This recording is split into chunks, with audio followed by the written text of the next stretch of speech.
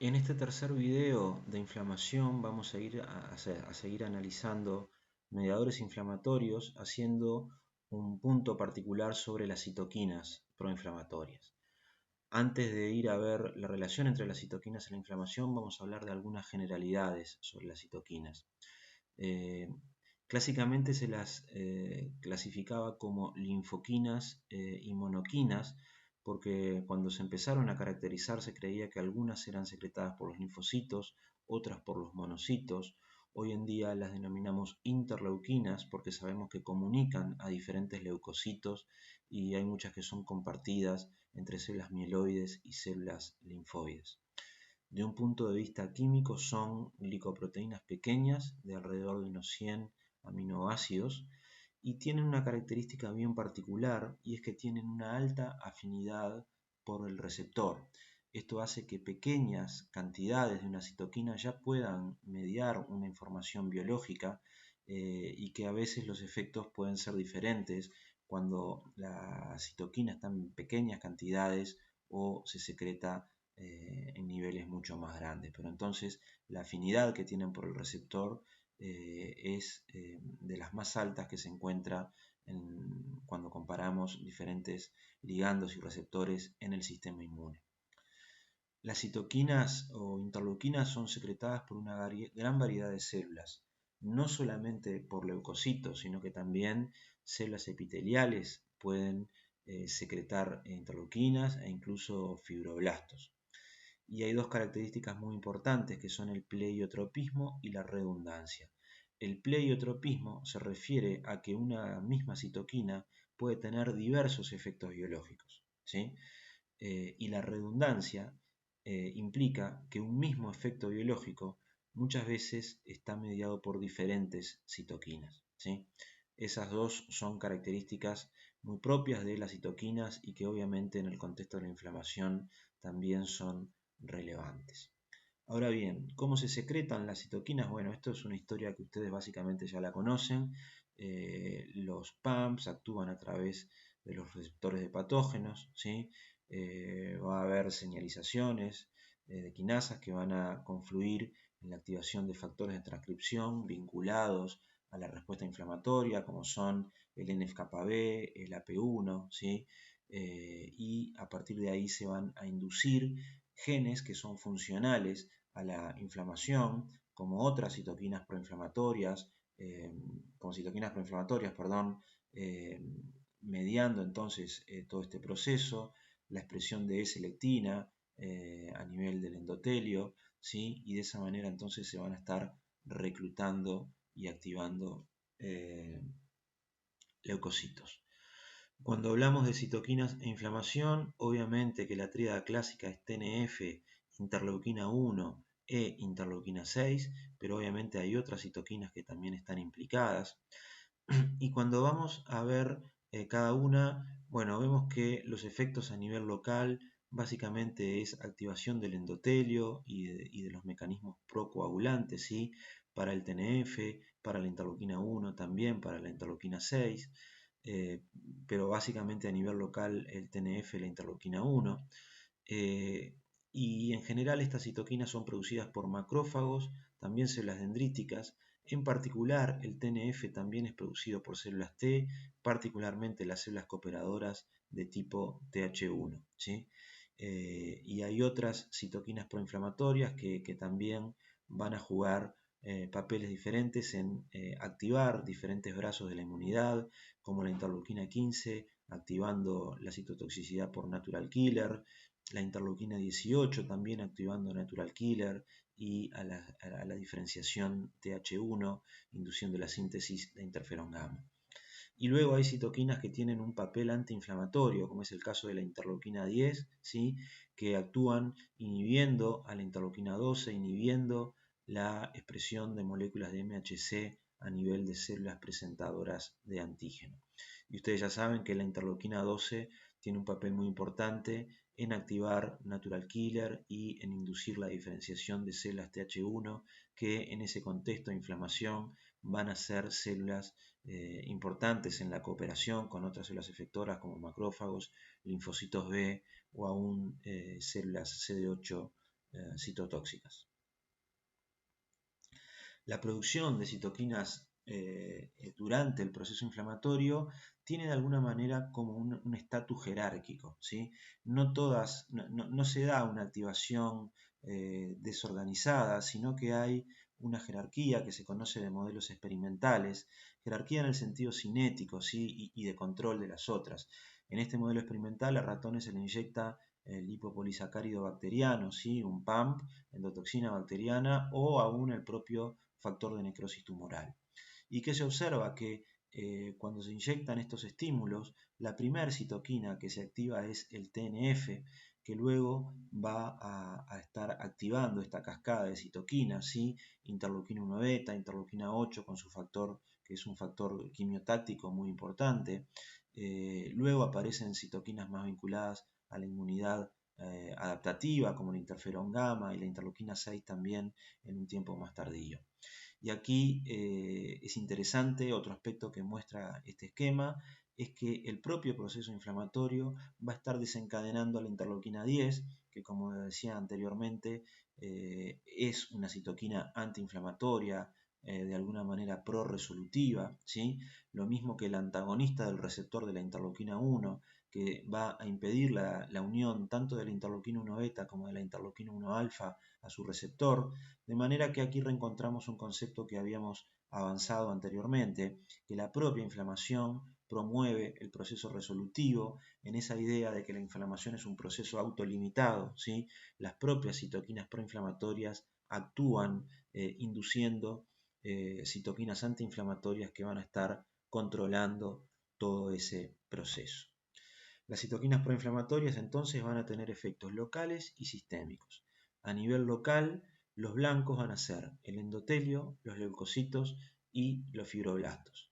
A nivel endotelial, entonces, ya vimos cómo las citoquinas, principalmente TNF e interleuquina 1, aumentan la expresión de moléculas de adhesión, inducen ellas mismas la producción de más quimioquinas y de más citoquinas y regulan la actividad del endotelio a nivel de la hemostasis, aumentando los factores coagulantes y disminuyendo la actividad anticoagulante. A nivel de los leucocitos van a generar más producción de citoquinas y los van a activar, ¿sí? Van a activar las capacidades líticas de los macrófagos, induciendo, por ejemplo, la expresión de la enzima INOS, induciendo la acidificación de los fagolisosomas. A nivel de los fibroblastos se promueve la proliferación y el aumento de la síntesis de colágeno, lo cual va a participar en el proceso de reparación. Y las citoquinas tienen también un efecto endocrino, es decir, a través de la circulación van a poder actuar a nivel del hipotálamo, generando fiebre, a nivel de la médula ósea, aumentando la producción de leucocitos, y a nivel del hígado, aumentando las proteínas de fase aguda, proteínas que van a actuar como mediadores también de la inflamación y que van a ser funcionales a ese proceso. Y a nivel metabólico también hay toda una alteración que se genera en un contexto inflamatorio como mecanismo de estas citoquinas proinflamatorias. A nivel del hígado, entonces, esta tríada inflamatoria va a inducir la generación de proteínas de fase aguda que van a actuar como mediadores en la activación del complemento y de la opsonización. Aquí me interesa destacar a lo que es la proteína C reactiva, porque en realidad a nivel clínico es un parámetro que se utiliza como un indicador de inflamación sistémica, ¿sí? Es muy común pedir una proteína C reactiva al laboratorio para ver si hay indicios de inflamación en un paciente determinado. A nivel del hígado también se va a estar produciendo fibrinógeno y la producción alta de fibrinógeno obviamente va a favorecer el proceso de la coagulación, pero también es el sustrato de otro test muy utilizado a nivel clínico, que es la velocidad de eritrosedimentación como parámetro de inflamación, y esa velocidad de eritrosedimentación está aumentada como consecuencia del fibrinógeno aumentado en el contexto de esta producción de proteínas de fase aguda entonces en el hígado, a punto de partida de esta producción de citoquinas proinflamatorias. Esta producción de proteínas de fase aguda, como decíamos entonces, tiene un sentido al combate de la amenaza, ¿sí? De activar el complemento y favorecer la opsonización. Lo mismo a nivel de la médula ósea, la movilización de neutrófilos para tener más fuerza fagocítica es una de las consecuencias de las sistémicas de las citoquinas proinflamatorias. A nivel del hipotálamo, la interleuquina 1 beta, la interleuquina 6 y el TNF-alfa actúan como pirógenos endógenos, es decir, moléculas endógenas que son capaces de producir fiebre. Esto se hace por incentivar el metabolismo del ácido araquidónico a nivel del hipotálamo, produciendo una prostaglandina particular que es la prostaciclina, y eso lleva a una desregulación de la temperatura y se cree entonces que el sistema inmune a una temperatura aumentada funciona de manera más eficaz, y para muchos microorganismos la temperatura aumentada es un factor que les va a jugar en contra. La respuesta sistémica también implica una reorganización a nivel metabólico, a nivel de la grasa, del músculo, ¿sí? Hay todo un catabolismo que se está favoreciendo para generar más energía hacia la respuesta inmune, que es un gran consumidor de energía, ¿sí? Y van a ver ustedes en el hospital que hay pacientes que están sufriendo un proceso inflamatorio que refieren cansancio, ¿sí? Astenia, adinamia, todo ese consumo metabólico, entre otros parámetros, se termina viendo como manifestación clínica por un cansancio muy importante que refieren estos pacientes. Y a nivel locorregional, estas citoquinas proinflamatorias inducen la maduración de células dendríticas que van a migrar hacia el ganglio linfático y promover las respuestas inmunes adaptativas al presentarle los antígenos a los linfocitos T. Las citoquinas proinflamatorias entonces tienen efectos protectores a nivel sistémico y efectos patológicos. Algunos de ellos los hemos visto entonces a nivel protector, la generación de fiebre por la modulación de la generación de prostaciclinas en el hipotálamo por las citoquinas proinflamatorias, las proteínas de fase aguda con su interés diagnóstico que veíamos, la proteína C reactiva y el fibrinógeno con la velocidad de eritrosedimentación. Y a nivel de médula ósea entonces la leucocitosis, ¿sí? Un paciente que está sufriendo un proceso inflamatorio sistémico, le pedimos un hemograma y vamos a ver muchas veces un aumento de los leucocitos, particularmente a expensas de una neutrofilia, un aumento de sus polimorfonucleares. Ahora, de la misma manera que la inflamación puede jugar un rol fisiológico, pero también, como veíamos, tener un papel patológico importante, conocemos algunas acciones sistémicas de las citoquinas proinflamatorias que tienen entonces efectos patológicos. Por ejemplo, el factor de necrosis tumoral actúa bajando el gasto cardíaco, ¿sí? Y esto es particularmente relevante en situaciones de sepsis, donde hay una insuficiencia circulatoria periférica, donde el TNF es un mediador muy importante y parte de ese efecto patológico es a través de una disminución del gasto cardíaco. En esa situación de sepsis también el TNF actúa vasodilatando en periferia, llevando a esa insuficiencia circulatoria, promoviendo la generación de trombos y generando una coagulación intravascular diseminada que está asociada a una altísima mortalidad. Y como veíamos también, las citoquinas proinflamatorias pueden tener efectos metabólicos a nivel del músculo esquelético, y esto es particularmente importante en pacientes oncológicos, pacientes avanzados que llegan a un estado de caquexia, de consumo muscular, ¿sí? Eso es en buena medida consecuencia de la producción de citoquinas proinflamatorias que tienen estas consecuencias a nivel sistémico. Bien, ahora vamos a ir un poco más en profundidad en dos de las citoquinas proinflamatorias más importantes, la interleuquina 1 y el factor de necrosis tumoral. La interleuquina 1 entonces forma parte de toda una familia, dentro de las cuales están la interleuquina 1 alfa, la interleuquina 1 beta, el antagonista del receptor de la interleuquina 1, la interleuquina 18 y la interleuquina 33.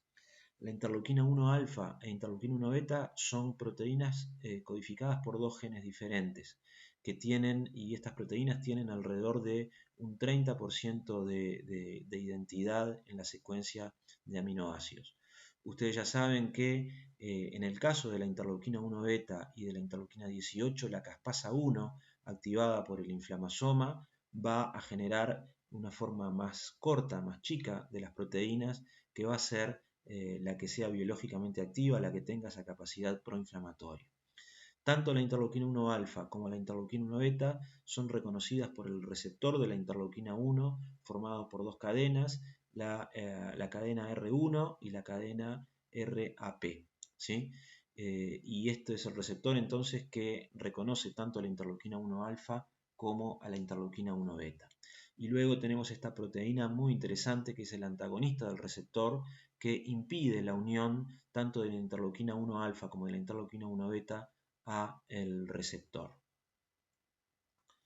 El inflamasoma, entonces, ustedes ya lo vieron en la inmunidad innata, básicamente es un complejo multiproteico que contiene un receptor de patógenos, una proteína adaptadora en algunos casos, como la proteína ASC, y cuando se ensambla este complejo proteico en presencia de un estrés celular, ¿sí?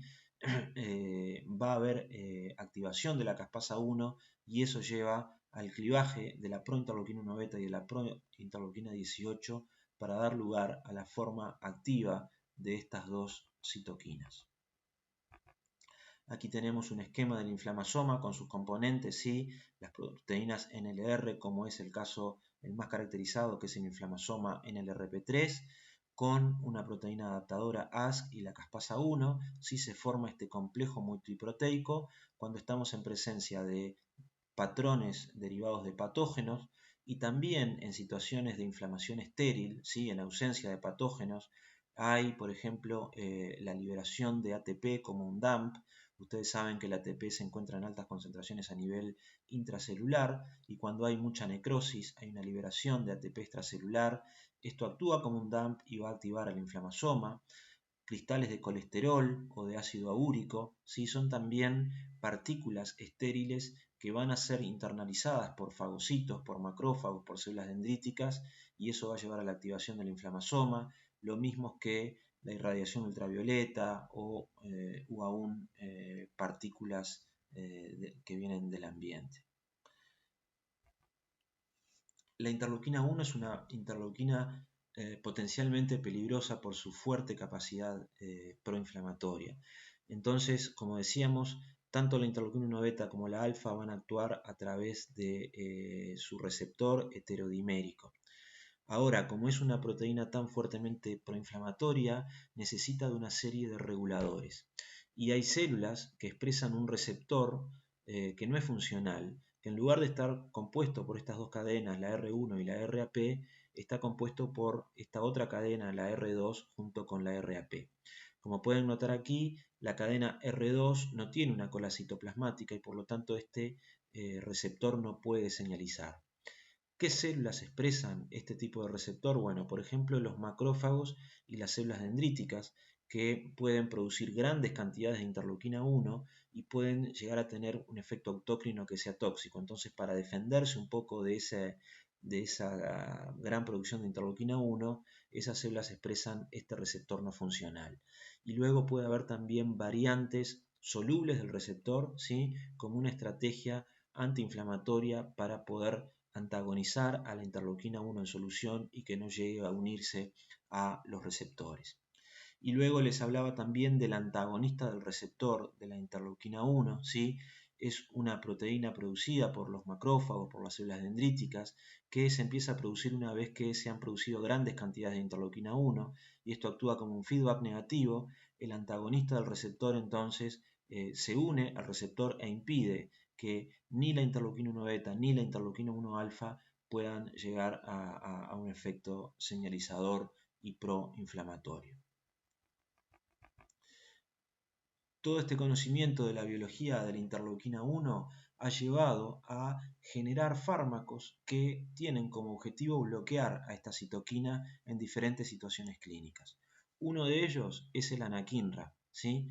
¿Y qué es el anakinra como proteína? No es ni más ni menos que el antagonista del receptor de la interleuquina 1, es decir, una molécula endógena una molécula fisiológica, ¿sí? Se puede producir en el laboratorio como una molécula, como una proteína recombinante e inyectarse a determinados pacientes para antagonizar los efectos de la interleuquina 1 beta en situaciones donde se cree que la interleuquina 1 beta juega un papel patogénico importante.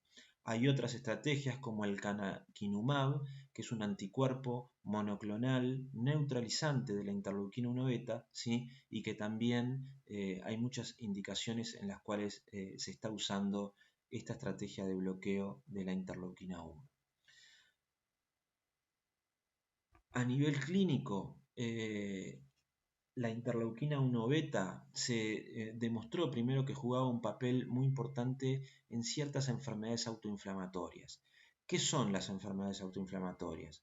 Estas enfermedades se caracterizan por la activación patológica de una respuesta inmune innata sin causa aparente y en ausencia de autoanticuerpos o células T autorreactivas. Es decir, la autoinmunidad es un tema de la inmunidad adaptativa, de células T autorreactivas y o de autoanticuerpos, mientras que las enfermedades autoinflamatorias son un tema de la inmunidad innata. En estas enfermedades entonces hay una desregulación o sobreactivación de la inmunidad innata que desencadena en un proceso inflamatorio estéril patogénico. Y hay una historia muy interesante aquí porque cuando se empezaron a estudiar estos síndromes autoinflamatorios y se descubrió a nivel génico cuál era el defecto, se encontró que había mutaciones a nivel de la proteína NLRP3 o NALP3, ¿sí? Componente del inflamasoma, ¿sí? Y así fue como se determinó que, también fue como se descubrió el inflamasoma, cómo se descubrió la proteína NLRP3, se vio que estos pacientes tenían fiebre, tenían alteraciones cutáneas, alteraciones articulares, inflamación en esos órganos, y se demostró entonces que una mutación a nivel del inflamasoma era responsable de esa enfermedad. ¿Cuál era la alternativa entonces en esos pacientes? Bueno, antagonizar la interleuquina 1 beta, ¿sí? Y aquí tienen diferentes ejemplos de enfermedades autoinflamatorias, donde se antagoniza la interleuquina 1 y particularmente este síndrome de deficiencia del antagonista del receptor de la interleuquina 1.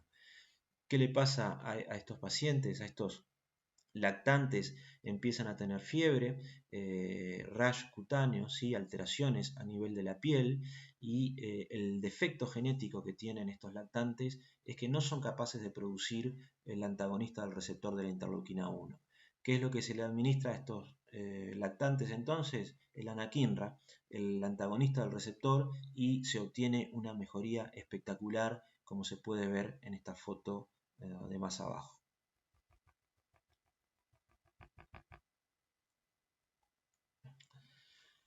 Las enfermedades autoinmunes entonces constituyen un grupo de enfermedades diferentes a las enfermedades autoinflamatorias y como decíamos entonces las enfermedades autoinmunes se explican sobre todo por una alteración de la inmunidad adaptativa, mientras que las autoinflamatorias se manifiestan por alteraciones a nivel de la inmunidad innata. Esos síndromes que analizamos fueron las primeras situaciones clínicas en las que el bloqueo de la interleuquina 1 se empezó a usar. Pero es cierto que son situaciones relativamente raras o poco frecuentes, ¿sí? A nivel clínico. Sin embargo, hoy sabemos que el bloqueo de la interleuquina 1 puede ser muy relevante en situaciones mucho más frecuentes. Por ejemplo, en la enfermedad coronaria, en la enfermedad aterosclerótica. Y este es un artículo de una de las revistas de medicina más importantes del mundo, que es el New England Journal of Medicine. Esto se publicó en el año 2018 y en realidad fue la primera prueba de que el proceso inflamatorio era relevante, efectivamente, que se demostró fehacientemente que la inflamación participa del proceso aterosclerótico. ¿Qué se hizo en este trabajo? Se trataron a pacientes con enfermedad coronaria con anticuerpo anti-interleuquina 1 beta, el canakinumab, y se midieron los eventos coronarios que seguían teniendo esos pacientes. Para analizar ese estudio, primero los autores querían saber si el bloqueo de interleuquina 1 beta efectivamente estaba teniendo un efecto antiinflamatorio o no. ¿Qué fueron a medir? Una proteína de fase aguda, la proteína C reactiva. Entonces aquí pueden ver en azul, son los pacientes que fueron tratados con un placebo, ¿sí? Tienen niveles de proteína C reactiva altos en comparación con los pacientes que recibieron diferentes dosis del canakinumab, el anticuerpo bloqueante de la interleuquina 1 beta. ¿Y cuál fue el efecto que observaron cuando midieron los efectos coronarios, ¿sí? Infartos de miocardio en esos pacientes? Vieron que eran menos frecuentes en la línea roja aquí en los pacientes que recibían el canakinumab con respecto al placebo, ¿sí? En diferentes tipos de lecturas que hicieron de esos estudios. Entonces, aquí hubo una prueba formal de que el proceso aterosclerótico está favorecido por la inflamación y particularmente la interleuquina 1, ya que al bloquear la interleuquina 1 se está disminuyendo los eventos coronarios de esos pacientes. En ese mismo estudio se observó un efecto que no se buscaba, pero que fue muy claro para los investigadores, y fue que el bloqueo de la interleuquina 1 beta con el canakinumab disminuía la incidencia de cáncer de pulmón en estos pacientes con aterosclerosis, ¿sí? Y aquí pueden ver en la línea roja es la incidencia acumulada de cáncer de pulmón en los pacientes que no reciben el anticuerpo, que reciben un placebo, y en la dosis aquí en la línea violeta, en los pacientes que recibieron el anticuerpo a la dosis más fuerte, fueron protegidos de el desarrollo de cáncer de pulmón. Entonces aquí volvemos a encontrar una de las cosas que les comentaba en el primer video, de cómo la inflamación se asocia con el desarrollo de cáncer y el bloqueo entonces de una citoquina proinflamatoria puede llegar a tener un efecto protector en el desarrollo de cáncer. Ahora, también les decía en ese momento que la relación entre el cáncer y la inflamación es muy compleja y podemos ver efectos totalmente opuestos. Esto es un análisis de pacientes con melanoma metastásico, cáncer de piel de los más malignos que hay, ¿sí? Que se tratan con bloqueo de puntos de control, anticuerpos anti-PD1, ¿sí? Molécula de coinhibición que ustedes ya han visto a lo largo del curso. Y el problema de este tratamiento es que tiene un efecto muy bueno, pero solo en una pequeña parte de pacientes, entre un 40 hasta un 40-50%, ¿sí? Entonces, en este estudio realizado en nuestro laboratorio, analizamos la expresión de genes vinculados al inflamasoma, ¿sí? NLRP3, caspasa-1, receptor de interleuquina 1, y observamos que en los pacientes que responden al anti-PD1 hay un aumento de los genes vinculados al inflamasoma, ¿sí? Y en acuerdo con ese estudio vimos que esto era en pacientes con melanoma. Cuando vamos a analizar ratones y hacemos la terapia anti-PD1, vemos que esta terapia es menos eficaz en ratones que no tienen inflamasoma, que son deficientes en la caspasa 1, ¿sí? Tienen un resultado más pobre que comparado con los ratones que tienen inflamasoma, ratones wild type, cuando hacemos la terapia anti-PD1.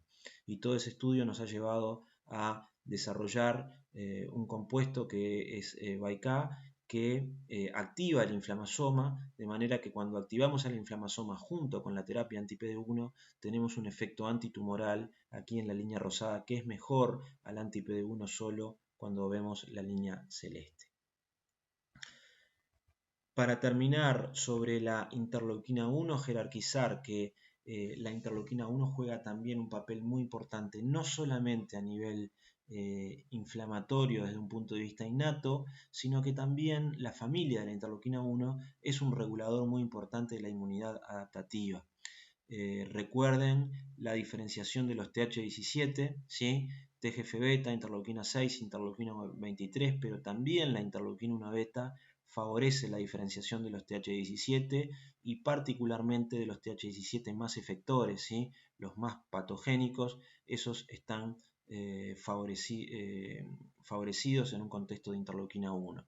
Luego la interleuquina 18, como miembro de la familia de la interleuquina 1, también juega un papel importante en la diferenciación TH1, y otra citoquina de la familia de la interleuquina 1, la interleuquina 33, tiene un papel importante en la diferenciación de TH2. ¿Sí? Así que interleuquina 1 no es solamente inmunidad innata, sino que regula de manera muy precisa también la inmunidad adaptativa. Y para ir terminando el análisis de las citoquinas, vamos a hablar del TNF y de sus receptores, ¿sí? El TNF que pues, es una molécula transmembrana que también puede clivarse y ser una molécula soluble, tiene la característica de actuar en trímeros, ¿sí?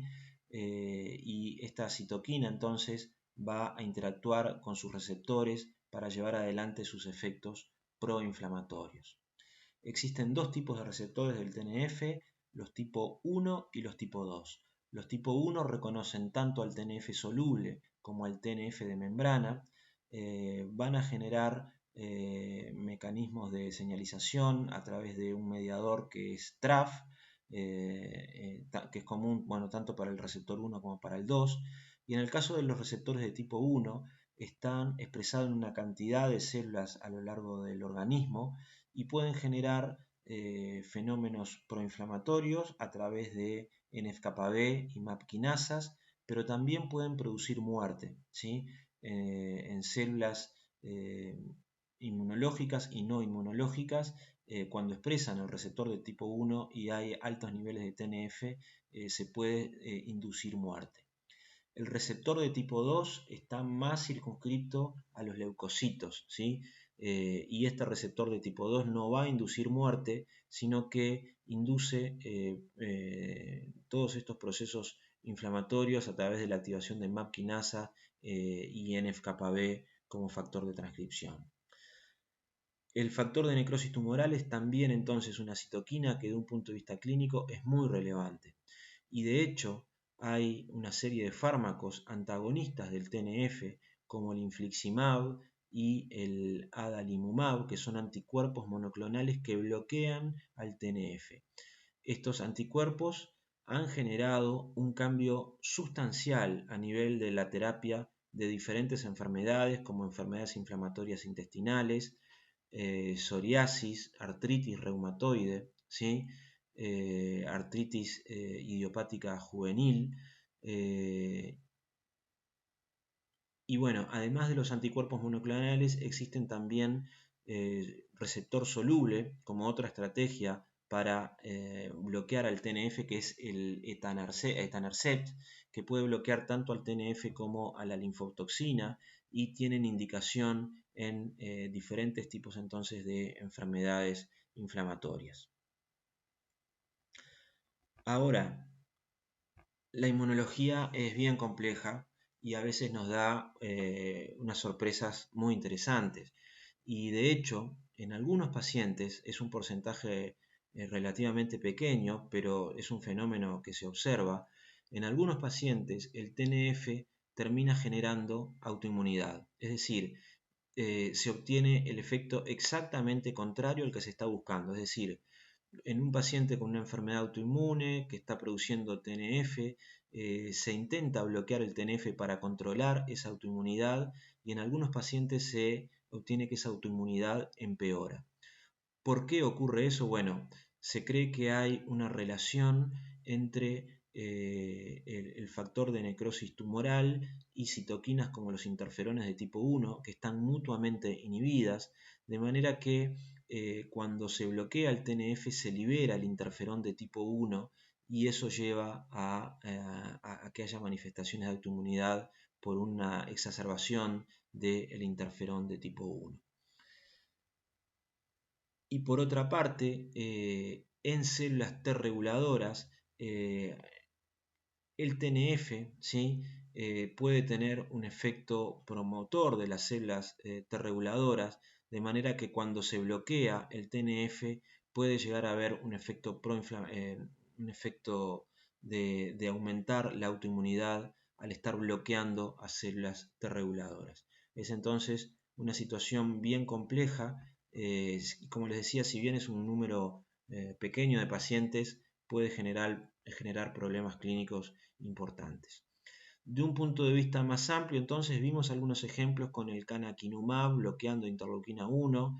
También les he nombrado anteriormente el ustekinumab, anticuerpo para bloquear la cadena común entre la interleuquina 12 y la interleuquina 23, ¿sí? La interleuquina 12 P40, y en psoriasis, por ejemplo, se está utilizando este anticuerpo. El tocilizumab es otro anticuerpo antiinflamatorio, bloqueando la unión de la interleuquina 6 con su receptor, tiene un efecto antiinflamatorio. Y de hecho, en la COVID-19, por ejemplo, hay datos bastante prometedores usando tocilizumab para disminuir la inflamación exacerbada que genera la inflamación por el virus, y lo mismo con el anakinra, bloqueando la interleuquina 1 en la COVID hay resultados que están siendo prometedores. Los antiinflamatorios entonces pueden actuar en diferentes niveles. Uno puede bloquear la inflamación a través de anticuerpos que bloquean las citoquinas, como hemos visto ejemplos, antiinflamatorios no esteroideos, ¿sí? Y corticoides antiinflamatorios, disminuyendo la producción de prostaglandinas, ¿sí? Hay en todos estos pasos, en todos estos niveles, hay drogas usadas clínicamente, en otros casos siendo evaluadas en modelos experimentales y o a nivel clínico, que pueden tener un efecto antiinflamatorio. Hay algunas dificultades de esa intervención, ¿sí? Cuando les comentaba las características de las citoquinas de la redundancia, ese hecho de que un efecto biológico podía ser mediado por diferentes citoquinas. Bueno, cuando uno bloquea uno, puede tener una parte del efecto, un efecto parcial, pero de repente hay otras citoquinas que están participando y por eso no se puede tener un efecto óptimo.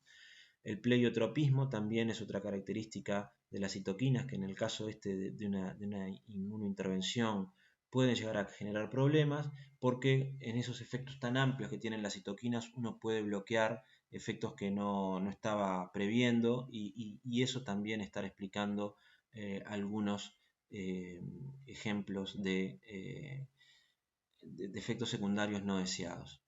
Y bueno, y después la necesidad de la inflamación, ¿no? O sea, en un contexto proinflamatorio, patológico, queremos ir a cortar la inflamación, pero obviamente la inflamación sigue siendo un proceso fisiológico necesario para combatir infecciones. Y por ejemplo, en ese estudio que les comentaba del canakinumab de los pacientes con aterosclerosis, otra de las observaciones que se hizo es que había un aumento de infecciones respiratorias, ¿sí? Podemos tener una necesidad muy grande de bloquear la inflamación, pero la inflamación sigue siendo necesaria y por el hecho de bloquearla se pueden llegar a tener efectos secundarios importantes. Bien, vamos a terminar por aquí y en el próximo video vamos a concentrarnos sobre la resolución de la inflamación y la regulación del proceso inflamatorio. Muchas gracias.